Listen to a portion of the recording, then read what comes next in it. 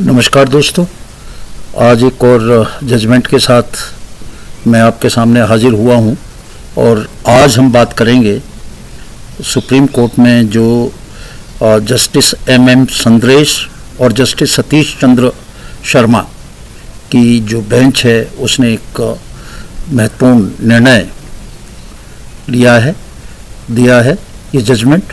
और इस जजमेंट का जो टाइटल है वो है Mohammad Firoz Mansuri and others versus the state of Bihar and others. और इसमें सिविल अपील नंबर 2026 है और ये SLP सिविल नंबर 12236 2025 की है। इसमें एक बहुत ही महत्वपूर्ण जजमेंट किया गया और इसमें जो बात हुई वो ये हुई कि बिहार में फार्मासिस्ट की भर्ती हो रही थी और उसमें जो मिनिमम क्वालिफ़िकेशन थी वो मिनिमम तो नहीं कह सकते, डिप्लोमा इन फार्मेसी क्वालिफ़िकेशन थी। और इसमें कई कैंडिडेट ऐसे थे जिन्हों B फार्मा थे या M फार्मा थे, जिनको बैचलर डिग्री थी या मास्टर डिग्री थी। तो ऐसे लोगों को जिनकी हायर एजुकेशन थी उनको बिहार में नहीं लिया गया और उनको डिस्क्वालीफाई कर दिया, क्योंकि एलिजिबिलिटी रिक्वायरमेंट केवल डिप्लोमा इन फार्मेसी थी और उन्होंने डिप्लोमा इन फार्मेसी की बजाय उन्होंने बैचलर और मास्टर डिग्री की हुई थी।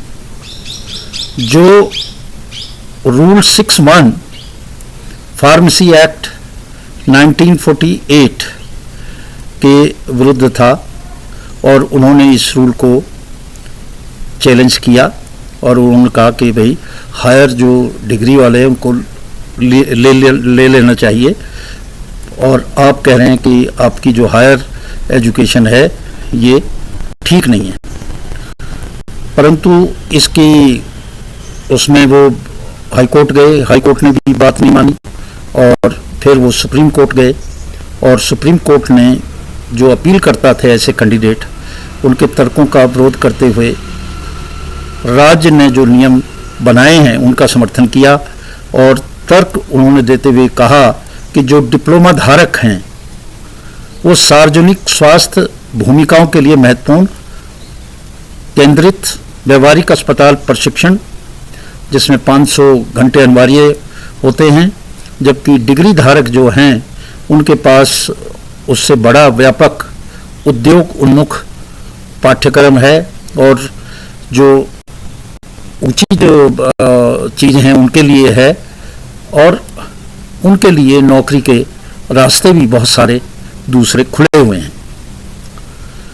अपीलकर्ता के जो तर्क था उसको खारिज कर दिया और इस पे न्यायमूर्ति SC शर्मा द्वारा जो बात कही, उन्होंने कहा कि नौकरी की योग्यता निर्धारित करना जो एम्प्लॉयर है और इस केस में बिहार सरकार के अनन्य अधिकार क्षेत्र में आता है। ये एक नीतिगत फैसला है, नीतिगत मामला है और इसमें कुछ भी जो है जुडिशरी समीक्षा इसकी रिव्यू नहीं कर सकती है। इसलिए उन्होंने ये भी माना कि जो एम्प्लॉयर है वह योग्यता कौन सी रखता है और उसकी क्या उपयुक्त वो योग्यता है उसकी वो निर्धारण स्वयं करेगा। अदालत जो है सेवा नियमों का फिर से दोबारा से नहीं लिख सकती हैं, योग्यता की समानता निर्धारित नहीं कर सकती हैं और एम्प्लॉयर के लिए अपने स्वयं के मूल्यांकन की प्रतिस्थापना नहीं कर सकती है। यानी कि जो रूल्स एम्प्लॉयमेंट के बना दिए हैं सरकार के, ये एक नीतिगत बात है। वो डिप्लोमा होल्डर को लेंगे जो बैचलर डिग्री की है जिसने, या मास्टर डिग्री की है, वो उनकी अयोग्यता है। तो किसी विशेष उसको उसके समकक्ष मानना, यानी कि जिसने ग्रेजुएशन की है उसको डिप्लोमा के बराबर मानना, ये काम डिसाइड करना सुप्रीम कोर्ट का काम नहीं है। उन्होंने बड़े स्पष्ट शब्दों में इन बातों को बड़े अच्छी तरह से कहा, और उसने कहा कि भी एक स्ट्रीम में योग्यता दूसरे से योग्यता नहीं मानती है। इसके अलावा डिग्री धारकों की तुलना में उम्मीदवारों के पास रोजगार के सीमित अवसर हैं। जिनकी क्वालिफिकेशन इतनी नहीं है, डिप्लोमा होल्डर हैं, वो तो बेचारे ऐसी नौकरी में जा सकते हैं, जबकि जिनके पास बैचलर डिग्री है, मास्टर डिग्री है, उनके लिए तो और दूसरी बहुत सारी नौकरियां खुली हुई हैं, तो वो तो उनमें भी जा सकते हैं। पर डिप्लोमा जो जहाँ पे बी फार्मा मांगा वहाँ पे डिप्लोमा होल्डर तो नहीं जा सकता, तो फिर बी फार्मा वाला डिप्लोमा होल्डर के एरिया में कैसे आ सकता है। ये सब बातें बहुत विस्तार से इस केस में कही गई।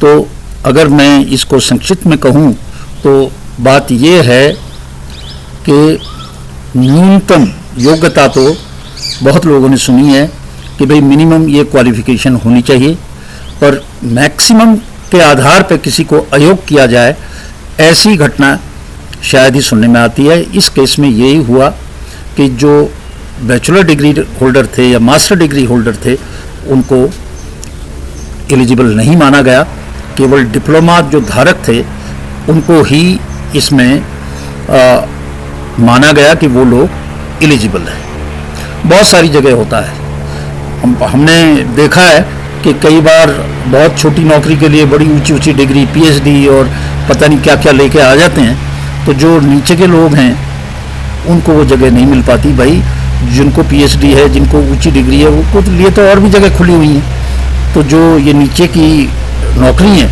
उनमें तो उनको आने दो। तो इस तरह का ये निर्णय हुआ जो बहुत ही महत्वपूर्ण है, और मैं आज इन्हीं शब्दों के साथ आपसे विदा लेता हूँ। नमस्कार।